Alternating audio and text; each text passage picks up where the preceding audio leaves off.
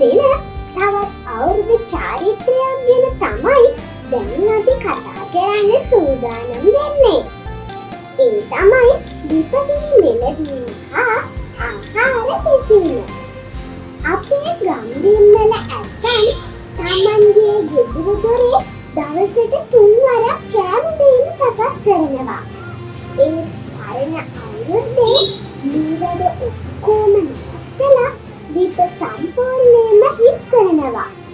අලුත් අවුරුද්දේ මුළු තැන්ගේ ආස්පස් කරලා දීපේ අලුතෙන් ගොම ටිකක් දාලා සකස් කරලා තිබ්බට පස්සේ ආහා පියා කියලා දීපගිනි මෙලවන්නේ මෙන්න මේ නැකතට. වෙනදට මේ වැඩේට අම්මා විතරක් සම්බන්ධ වුණාට අලුත් අවුරුද්ද දවසට දීපගිනි මොලවන්න පවුලේ හැමෝම දායක වෙනවා. ඒ හැමෝම අලුත් ඇඳුමින් පැළඳුමින් සැරසිලා එන දෙන අවුරුද්දට ගෙදර දොරේ ආහාර පාන වලින් පිළියක් වෙන්න එපා කියලා. එහෙමත් නැත්නම් ශාස්ත්‍රීයත්වයට ප්‍රාර්ථනා කරලා කිරි ඉතිරිවීමෙන් අනුතුරුව තමයි කිරිබතක් බොහෝ වෙලාවට සකස් කරන්නේ.